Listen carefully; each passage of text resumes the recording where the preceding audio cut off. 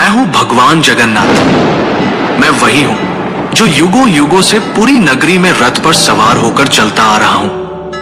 पर आज मैं तुम्हें अपने रहस्य का वो सत्य बताने आया हूं जिसे केवल भाग्यशाली ही जान पाते हैं। लोग मुझे जगन्नाथ कहते हैं, पर क्या तुम जानते हो मैं कौन हूं? मैं वही हूं जो द्वारका में श्री कृष्ण था, वही जिसने अर्जुन को गीता सुनाई, वही जिसने राधा के प्रेम को साक्षात ईश्वरत्व में बदल दिया, वही जिसने अधर्म के सामने धर्म को विजयी बनाया। जब द्वारका का अंत हुआ, मेरा पार्थिव शरीर समुद्र में प्रवाहित कर दिया गया, पर मेरा हृदय, मेरा चेतन तत्व नष्ट नहीं हुआ।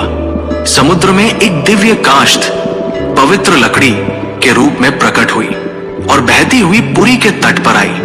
उसी समय राजा इंद्रद्युम्न ने मुझे स्वप्न में देखा। हे राजन, ये कोई साधारण लकड़ी नहीं, ये मेरा शरीर है, इससे मेरा विग्रह बनवाओ। राजा ने आदेश दिया।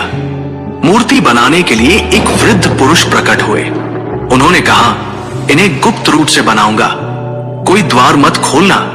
वो कोई और नहीं, स्वयं विश्वकर्मा थे। जब मूर्तियां बन रही थी, रानी की चिंता बढ़ी। द्वार खुलवाया गया। मूर्तियां अधूरी थी। मेरे हाथ नहीं थे, मेरे चरण नहीं थे, पर तभी आकाशवाणी हुई, यही मेरा विराट रूप है, यही मेरा जगन्नाथ स्वरूप है, जहां मैं हर सीमा से परे हूं। जो मूर्ति नहीं, चेतना है, जो धर्म का रक्षक है।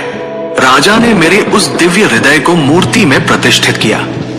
वो हृदय जो श्री कृष्ण रूपी मेरी चेतना का केंद्र था, वो आज भी मेरी मूर्ति में वास करता है। हर 12 से 19 वर्षों में जब मेरी मूर्तियां बदली जाती हैं, उस हृदय को गुप्त रूप से नव विग्रह में स्थापित किया जाता है। कोई उसे देख नहीं सकता, कोई उसका वर्णन नहीं कर सकता, क्योंकि वो हृदय भौतिक नहीं, दिव्य है। मैं वही हूं जो कृष्ण है, विष्णु है, और फिर भी सबसे परे है। मेरी आंखें गोल हैं, क्योंकि मैं हर दिशा में देखता हूं। जब मैं अपने भाई बलभद्र और बहन सुभद्रा के साथ रथ पर सवार होता हूं, तो वो यात्रा कोई उत्सव नहीं, वो क्षण है जब मैं मंदिर से निकलकर भक्तों के हृदय तक पहुंचता हूं।